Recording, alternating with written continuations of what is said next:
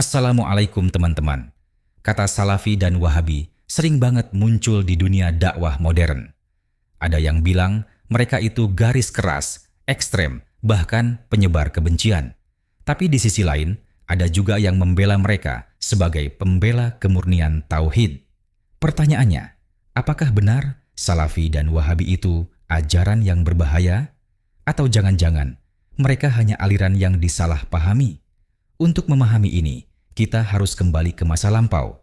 Di abad ke-18, di Jazirah Arab yang saat itu penuh dengan penyembahan kuburan, jimat, dan takhayul, muncullah seorang ulama bernama Syekh Muhammad bin Abdul Wahhab.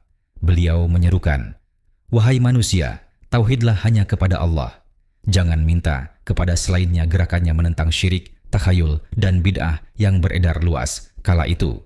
Namun, karena metodenya keras dan menentang banyak tradisi lokal, banyak ulama dan penguasa menolaknya. Dari sinilah muncul istilah Wahabi sebagai julukan, bukan nama resmi.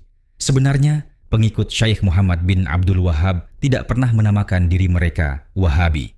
Mereka menyebut diri sebagai Ahlus Sunnah atau Salafi karena ingin kembali ke pemahaman generasi salaf, para sahabat dan tabi'in. Kata Salafi berasal dari akar kata salaf yang berarti pendahulu. Rasulullah bersabda, "Sebaik-baik manusia adalah generasiku, kemudian yang setelahnya, kemudian yang setelahnya." Hadis riwayat Bukhari dan Muslim. Jadi, Salafi sebenarnya bukan nama kelompok, tapi cara memahami Islam seperti generasi pertama umat Islam memahaminya. Namun, seiring waktu, istilah ini berubah menjadi identitas. Ada orang yang bangga menyebut diri Salafi, dan ada pula yang menjadikannya batas antara kami dan mereka. Setelah kerajaan Saudi berdiri, paham Wahabi menjadi dasar ajaran keagamaan resmi. Banyak pelajar dari seluruh dunia datang belajar ke Universitas Islam Madinah, mendapat beasiswa, dan kemudian menyebarkan ajaran ini ke negara masing-masing, termasuk ke Indonesia. Maka muncul gelombang dai muda yang menyeru untuk kembali kepada Quran dan Sunnah, menolak bid'ah, dan menekankan pentingnya dalil. Secara ilmu, gerakan ini punya banyak manfaat, menyadarkan umat agar tidak taklid buta dan mengajak orang untuk mengkaji dalil dengan pikiran jernih. Tapi, di sisi lain, ada sebagian yang terlalu sempit memaknai pemurnian, hingga mudah menyesatkan orang lain hanya karena beda cara ibadah. Kenapa Wahabi dan Salafi sering dianggap radikal? Salah satu alasannya, metode dakwah yang keras dan eksklusif. Contoh kecil, ada yang menganggap tahlilan, maulid, atau ziarah kubur sebagai bid'ah sesat. Padahal, bagi banyak masyarakat Nusantara, amalan itu dilakukan bukan untuk menyekutukan Allah, tapi sebagai bentuk cinta dan doa kepada sesama muslim. Disinilah konflik muncul, bukan karena beda akidah, tapi karena perbedaan cara pandang dan cara bicara. Apalagi di era media sosial, potongan ceramah yang keras mudah viral dan disalahpahami, sehingga kesan radikal melekat pada semua Salafi, padahal tidak semuanya seperti itu. Dalam sejarah modern, sebagian kecil pengikut yang menafsirkan ajaran secara kaku berujung pada sikap menolak pemerintah, menolak demokrasi, bahkan menuduh umat Islam lain sebagai kafir. Tapi, penting dicatat, itu bukan ajaran asli Salafi. Ulama besar seperti Syekh bin Baz, Syekh Al-Albani, dan Syekh Utsaimin selalu menolak tindakan kekerasan.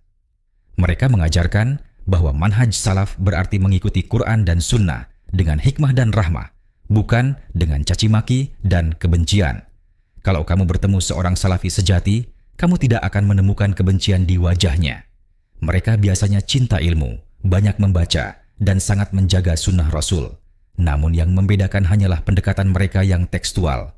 Mereka ingin menjalankan agama persis seperti zaman Nabi, tanpa banyak takwil atau tafsir sosial.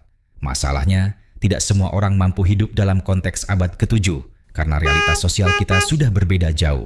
Maka, tanpa kebijaksanaan, semangat itu bisa berubah jadi kekakuan.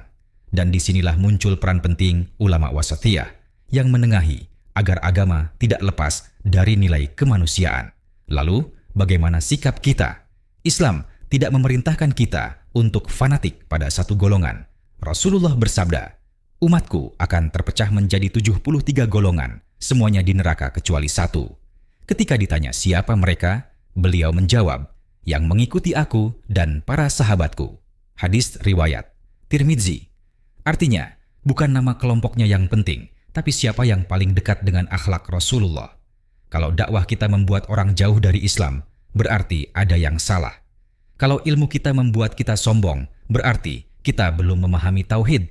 NU dan Muhammadiyah, dua ormas besar di Indonesia, dalam menyikapi aliran Salafi juga memiliki sikap yang cukup bijak. NU menolak keras ekstremisme, tapi tidak menolak ajakan kembali ke Quran dan Sunnah. Mereka menekankan bahwa Islam juga harus berpadu dengan budaya dan kearifan lokal. Sedangkan Muhammadiyah memandang ajaran pemurnian itu positif, selama tidak menjurus ke takfir atau kekerasan. Keduanya sepakat bahwa tauhid itu harus murni, tapi dakwah harus penuh kasih. Jadi teman-teman, Wahabi dan Salafi bukanlah monster seperti yang sering digambarkan, tapi juga bukan tanpa kesalahan. Sebagian dari mereka benar-benar ikhlas ingin memurnikan agama, namun kadang lupa bahwa kelembutan juga bagian dari sunnah Rasul. Mereka tidak perlu dibenci, tapi juga tidak perlu ditiru membabi buta. Ambillah ilmu dan semangatnya, tinggalkan sikap kerasnya. Karena pada akhirnya, Islam bukan tentang siapa yang paling benar, tapi siapa yang paling tulus mencari kebenaran. Jadi, menurutmu, apakah gerakan Salafi dan Wahabi ini lebih banyak membawa manfaat atau justru menimbulkan perpecahan? Tulis pendapatmu di kolom komentar ya. Jangan lupa, klik like dan subscribe channel Halo Ustadz. Wassalamualaikum warahmatullahi wabarakatuh.